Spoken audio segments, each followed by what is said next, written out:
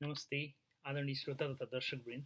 आज म फेरि तपाईँहरू सामु एउटा कानुन सम्बन्धीको भिडियो लिएर अधिवक्ता शिव नेपाल उपस्थित भएको छु। मेरो यो आजको भिडियोमा चाहिँ तपाईँहरूलाई खासमा नेपालको प्रधानमन्त्रीलाई प्रतिनिधि सभा विघटनको अधिकार छ कि छैन, संसद विघटनको अधिकार छ कि छैन, र छ भने त्यसको प्रभावहरू र त्यसले ल्याउने परिणामहरू के कस्तो हुन सक्छ त। संविधान, नेपालको संविधान 2072ले प्रधानमन्त्रीलाई संसद विघटन गर्ने अधिकार दिएको छ भने कसरी दिएको छ, छैन भने कस्तो अवस्थामा दिएको छैन, यदि संसद विघटन भयो भने संवैधानिक रिक्तता वा संवैधानिक शून्यताको अवस्था सिर्जना हुन्छ कि हुँदैन, त्यस्तो अवस्थामा नेपालको संविधानले कस्तो परिकल्पना गरेको छ त, अथवा दल विभाजनको प्रक्रियालाई कुन रूपमा नेपालको संविधानले हेर्दछ, दल विभाजन हुने सम्भावना छ कि छैन, अथवा दल विभाजन भइसके पछाडि अबको संसदको उपस्थिति सङ्ख्या अथवा संसदको बनावट अथवा संसदको चाहिँ अस्तित्व के हुन सक्छ त। यस्ता विषयमा तपाईँहरूलाई जानकारी दिने हिसाबले मैले यो भिडियो लिएर आएको छु। अब यो भिडियो हेरिसकेपछि तपाईँहरूको मनमा पनि स्वाभाविक रूपमा केही जिज्ञासाहरू हुनसक्छ। केही जिज्ञासा भएमा कमेन्ट गर्नुहोला, म आफूले जानेसम्म तपाईँहरूलाई बताउने कोसिस पनि गर्नेछु।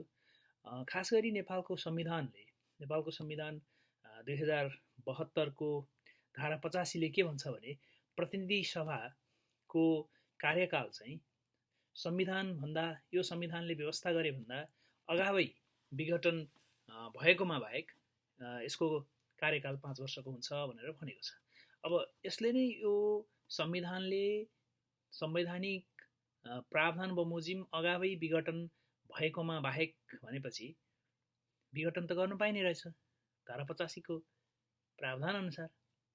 भने धारा 85ले विघटन गर्न पाउने प्रावधान तोकेको छैन।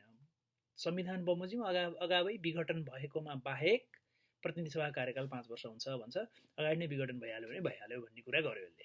भनेपछि अब कस्तो भयो भने चाहिँ विघटन गर्न पाइन्छ त भन्दा त्यसको लागि चाहिँ संविधानको धारा 76को मन्त्री परिषदको गठनलाई हामीले एकचोटि हेर्नुपर्ने हुन्छ। त्यो मन्त्री परिषदको गठन 76को मन्त्री परिषदको गठनको धारा 76को उपधारा 7ले भन्छ, के भन्छ भने यदि प्रधानमन्त्रीको विश्वासको मत प्राप्त गर्न नसकेमा, प्रधानमन्त्रीले विश्वासको मत प्राप्त गर्न नसकेमा, अथवा कथम कथाचित प्रधानमन्त्री नियुक्त हुन नसकेमा प्रधानमन्त्रीको सिफारिसमा राष्ट्रपतिले प्रतिनिधि सभा विघटन गरी 6 महिनाभित्र अर्को प्रतिनिधि सभाको निर्वाचन सम्पन्न हुने गरी निर्वाचनको मिति तोक्न पाउने व्यवस्था त्यहाँ गरिदिएको छ।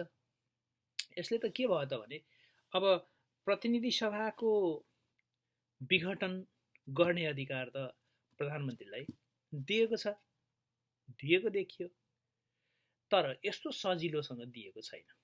अलिकति कम्प्लिकेटेड छ। कस्तो कम्प्लिकेटेड छ, कस्तो जटिलता छ भन्दा यो धारा 76 एउटा मन्त्री परिषदको गठनकै यही अन्तर्गतै रहेर मात्रै छ। प्रतिनिधि सभा विघटनको अधिकार यही अन्तर्गत रहेर मात्रै छ। त्यसमा खास मन्त्री परिषद गठन गर्ने केही प्रक्रियाहरू तोकिएको छ। त्यो मन्त्री परिषद गठन गर्ने प्रक्रियाहरू पुरा गर्न नसकेको अवस्थामा विघटन गर्न पाउनेछ। नभए भने अहिलेको संविधानले सजिलैसँग प्रतिनिधि सभा विघटन गर्ने भनेर परिकल्पनै गर्दैन। किनभने यो चाहिँ स्थायित्वको निमित्त बनाइएको संविधान भनिएको छ।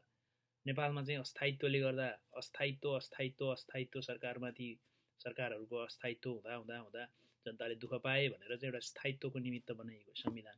अनि त्यो संविधानमा किन चाहिँ त्यसरी चाहिँ अस्थायित्वको परिकल्पना गर्ने भनेर होला, विधायिकाको मन त्यस्तो रहेर हुनसक्छ होइन। त्यति परिकल्पनाकारहरूले, संविधान निर्माताहरूले त्यतिखेर त्यो कुरै परिकल्पना नगरे जस्तो अवस्था छ। तत्काल सरकार ढाल्ने जस्तो कुरा पनि त्यहाँ त्यसरी व्यवस्था छैन। तर अवस्था अब यस्तो आउन आँटिरहेको छ, सरकार त ढाल्नुपर्ने स्थिति छ। सरकार ढाल्ने बित्तिकै संवैधानिक रिक्तताको स्थिति सिर्जना हुनसक्छ। त्यस कारणले गर्दा अब यो मन्त्री परिषदको गठनले चाहिँ के भन्छ त भन्दा सबभन्दा पहिलो यसको 76को 1ले चाहिँ के कुरा बुझाउँछ भन्दा राष्ट्रपतिले प्रतिनिधि सभामा बहुमत प्राप्त संसदीय दलको नेतालाई प्रधानमन्त्री नियुक्त गर्ने भनेर त्यहाँ भनिएको छ र उसैको अध्यक्षतामा मन्त्री परिषदको गठन हुन्छ भनेको छ। त्यही अनुसार अहिले केपी ओली प्रधानमन्त्री भइराखेको हो, बहुमत प्राप्त संसदीय दलको नेता। तर संसदीय दलको नेता त उहाँ नेकपा एमालेको संसदीय दलको नेता हुनुहुन्थ्यो, उसैले बहुमत प्राप्त गरेको थियो त्यतिखेर। अनि त्यही अनुसार चाहिँ उहाँ चाहिँ मन्त्री परिषदको अध्यक्षता गर्नुभएको हो। अब उपधारा 2 को यसैको 76 को उपधारा 2 ले के भन्छ भने फेरि यदि प्रतिनिधि सभामा कुनै पनि दलको स्पष्ट बहुमत नरहेको अवस्थामा चाहिँ प्रतिनिधि सभामा प्रतिनिधित्व गर्ने 2 वा 2 भन्दा बढी दलको समर्थनमा बहुमत प्राप्त गर्न सक्ने प्रतिनिधि सभाको सदस्यलाई राष्ट्रपतिले प्रधानमन्त्री नियुक्ति गर्नेछ भनेर व्यवस्था गरेको छ। त्यो चाहिँ के हो त भन्दा अब 2 वा 2 भन्दा बढी दलको समर्थनमा नेकपा एमाले नेकपा माओवादी केन्द्र त्यसरी लिँदा पनि भयो। त्यसरी पनि त्यो समर्थनमा पनि प्रधानमन्त्रीले चाहिँ शपथ खाएर प्रधानमन्त्री नियुक्त भएको हो। अब त्यस्तै धारा 76 को उपधारा 3 ले भनिदिन्छ प्रतिनिधि सभाको निर्वाचनको अन्तिम परिणाम घोषणा भएको मितिले 30 दिनभित्र यसले भन्छ त्यो चुनाव सकिएर चुनावको रिजल्ट आएको 30 दिनभित्र प्रधानमन्त्री नियुक्त हुन सक्ने अवस्था नभएमा जस्तो बहुमतको मतलब 2 वा 2 भन्दा बढी दलको समर्थनमा बहुमत प्राप्त गर्न सक्ने प्रतिनिधि सभाको सदस्यलाई राष्ट्रपतिले प्रधानमन्त्री नियुक्त गर्ने अवस्था नआएमा त्यसरी नियुक्त प्रधानमन्त्रीले उपधारा 4 बमोजिम विश्वासको मत प्राप्त गर्न नसकेमा यसरी नियुक्त पनि नभएमा वा उपधारा 4 बमोजिम विश्वासको मत प्राप्त गर्न नसकेमा भनेको चाहिँ उपधारा 4 बमोजिम भनेको चाहिँ के हो भन्दा 30 दिनभित्रमा प्रधानमन्त्रीले विश्वासको मत लिइसक्नुपर्छ भनेको छ। प्रधानमन्त्री नियुक्त भएको 30 दिनभित्रमा विश्वासको मत लिइसक्नुपर्छ भने यदि 30 दिनभित्रमा विश्वासको मत लिन नसकेमा राष्ट्रपतिले प्रतिनिधि सभामा सबभन्दा बढी सदस्य भएको दलको संसदीय दलको नेतालाई प्रधानमन्त्री नियुक्ति गर्ने भनेको छ। त्यो भनेको के त भन्दा सबभन्दा बढी संसदीय दल बढी सदस्य भएको संसदीय दल चाहिँ को हो त अब अहिले यतिखेर भन्दा सबभन्दा बढी सदस्यहरू भएको संसदीय दल नफुटेसम्म नेकपा हो। अब फुट्ने त परिकल्पनामै छैन, संविधानले दिँदैन फुट्नलाई, किनकि अब 40% केन्द्रीय सदस्यहरू र 40% संसद सदस्यहरू जुटाउनु पर्ने हुन्छ। त्यो त अलिक कठिन कुरा होला। संसदमा पनि 40% र केन्द्रीय कमिटीमा पनि 40% पुर्याएर टुटाउनलाई त त्यो भइसकेपछि पार्टी टुट्ने सम्भावना छैन भन्नुपर्छ। अब केही होइन, प्रधानमन्त्रीलाई हटाइयो, जबरजस्ती गरेर पार्टीबाट निष्कासन गर्यो भनेदेखि अथवा पार्टीको अध्यक्षबाट हटायो भने त त्यो अवस्थामा त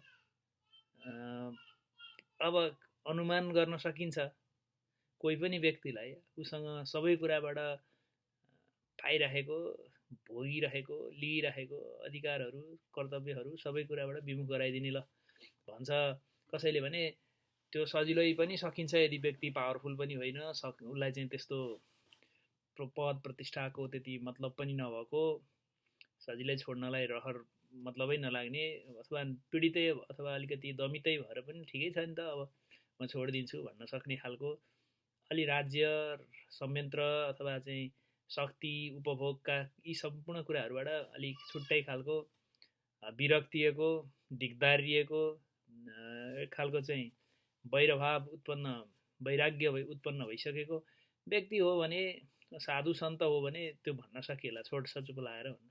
नभए भने राज्यको सबभन्दा सर्वोच्च शक्तिशाली कार्यकारी निकायमा बसेको व्यक्तिलाई चाहिँ त अध्यक्ष हुँदैनस् मेरो पार्टीको, त जा भनेर हटाइयो भने उसले स्वाभाविक रूपमा राज्यको कार्यकारी अधिकार त केही त प्रयोग गर्न सक्छ, जुन संविधानले प्रदत्तै गरिदिएकै छँदैछ।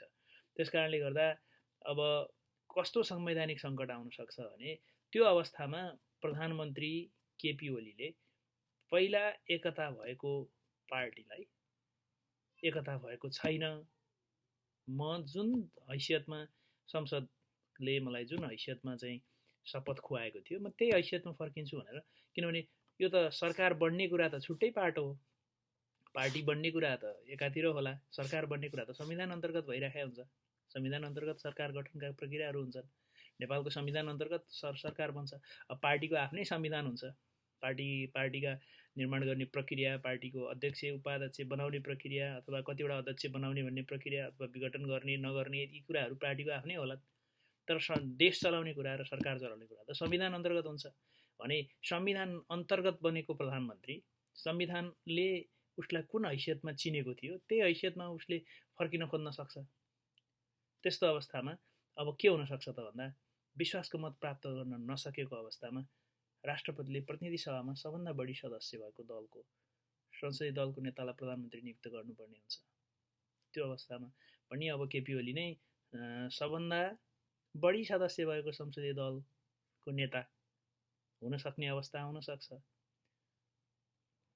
अब त्यसरी नियुक्त भइसक्दा पनि 30 दिनभित्र प्रतिनिधि सभाबाट विश्वासको मत लिनुपर्ने हुन्छ। अब विश्वासको मत लिने बेलामा 30 दिनभित्रमा विश्वासको मत त नपाउन सकिन्छ, किनभने अब सत्ताको संरचना एक खाले छ, पार्टीको संरचना अर्को खाले हुन जान सक्छ। त्यसले गर्दा विश्वासको मतमा पनि सङ्कट आउन सक्छ। अब यसरी विश्वासको मत पनि प्राप्त गर्न नसकिएमा फेरि उपधारा 2 मै फर्किनुपर्ने हुन्छ। उपधारा 2 मा चाहिँ जे भनिएको थियो नि, प्रतिनिधि सभामा कुनै पनि दलको स्पष्ट बहुमत नरहेको अवस्थामा प्रतिनिधि सभामा प्रतिनिधित्व गर्ने 2 वा 2 भन्दा बढी दलहरूको समर्थनमा बहुमत प्राप्त गर्न सक्ने प्रतिनिधि सभाको सदस्यलाई राष्ट्रपतिले प्रधानमन्त्री नियुक्ति गर्नेछ भन्ने कुरा 2 ले भन्छ, 76 को 2 ले। अब त्यो अवस्थामा 2 वा 2 भन्दा बढी दलहरूको समर्थनमा बहुमत प्राप्त गर्न सक्ने प्रतिनिधि सभाको सदस्य को हुन सक्छ त? अब त्यसमा एक खालको होमवर्क हुन सक्छ। अब कांग्रेस बिना त 2 वा 2 भन्दा बढी दलहरूबाट विश्वास प्राप्त गर्ने प्रतिनिधि सभाको सदस्य बनाउनै सकिँदैन होला। यदि नेकपा फुट्न सक्यो वैधानिक रूपमा भने अब फुट्ने आधार फेरि फुट्नको लागि वैधानिक रूपमा फुट्नको लागि त संसदबाट 40%, केन्द्रीय सदस्यबाट 40% लिएर निस्किनुपर्ने होला। त्यो निस्किन नसक्ने अवस्था हुनु भयो भने अब कसरी फुट्छ, फुटेको कहाँ मानिन्छ। त्यसकारणले गर्दा यी कुराहरूले नेपालको संविधानले जुन व्यवस्था गरेको छ त्यो अनुसार चाहिँ केपी ओलीलाई निकाल्ने अथवा निष्कासन गर्ने अथवा बाहिर राख्ने भन्ने कुराले सजिलो एक्सेट दिँदैन। भनेको स्वाभाविक रूपमा शान्त रूपमा सत्ताको बहिर्गमन हुन सक्छ जस्तो देखिँदैन, किनभने संविधानभित्रै यस्ता कुराहरू प्रष्ट रूपमा छैनन्।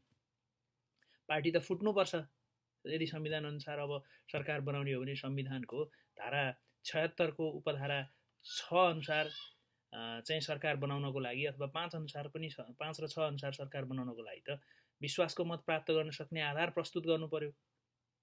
त्यो 2 वा 2 भन्दा बढी उपधारा 2 अनुसार 2 वा 2 भन्दा बढी दलको समर्थनमा कुनै पनि प्रतिनिधि सभाको सदस्यले विश्वासको मत प्राप्त गर्न सक्ने आधार प्रस्तुत गर्नु पर्यो। त्यस्तो सदस्यलाई मात्र राष्ट्रपतिले प्रधानमन्त्रीमा नियुक्ति गर्ने हो। अब त्यो त्यसरी नियुक्त भएको सदस्यले पनि फेरि उपधारा 4 बमोजिम त विश्वासको मत प्राप्त गर्नुपर्नेछ भनेको 30 दिनभित्रमा प्रतिनिधि सभाबाट विश्वासको मत लिनुपर्ने हुन्छ। त्यो गर्नलाई दल त विभाजनै हुनुपर्छ। त्यो नभए अर्को मान्छे प्रधानमन्त्रीले स्वैच्छिक रूपमा नछोडेसम्म त अर्को व्यक्तिमा हस्तान्तरण हुने देखिँदैन। अब यी सबै कुराबाट जब प्रधानमन्त्रीले कसै गरी पनि नछोड्ने र कतैबाट नि हस्तान्तरण नहुने हो भने त जसरी 76 को उपधारा 7 मा जानुपर्छ र त्यसले भन्छ उपधारा 5 बमोजिम नियुक्त प्रधानमन्त्रीले भनेको दल फुटिसकेपछि बहुमतको समर्थनमा विश्वास प्राप्त कुनै पनि दलको नेता उसले विश्वासको मत प्राप्त गर्न नसकेमा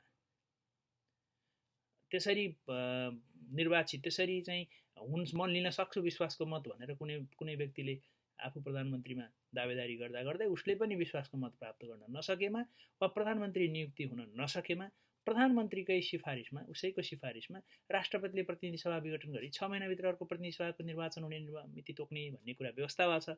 त्यसले गर्दा अहिलेको संवैधानिक सङ्कट के हुन सक्छ भने प्रधानमन्त्रीले अब गर्न सक्ने संविधान अनुसारको गर्न सक्ने एक्सेट भनेको के हो भने दिन सक्ने एउटा निकास के हो भने संसदबाट विश्वासको मत प्राप्त गर्न प्रयास गर्ने र विश्वासको मत प्राप्त गर्न नसकेमा वा विश्वासको मत प्राप्त गर्न नसकिसकेपछि नि प्रधानमन्त्री त प्रधानमन्त्री नै भइरहेछ, खाली त हुँदैन। र नसकेको अवस्थामा प्रधानमन्त्रीको सिफारिसमा राष्ट्रपतिले सभा विघटन गरी 6 महिनाभित्र प्रतिनिधि सभाको निर्वाचन गर्ने, त्यो मात्रै एउटा संवैधानिक बाटो देखिन्छ। अरू कुनै पनि बाटो अहिलेलाई लगभग देखिँदैन, बन्द छ। यदि बाटो खुल्यो भने, यदि संसद खुल्यो भने, संसदको माध्यमबाट जाने हो भने त्यो एउटा मात्रै उपाय देखिन्छ।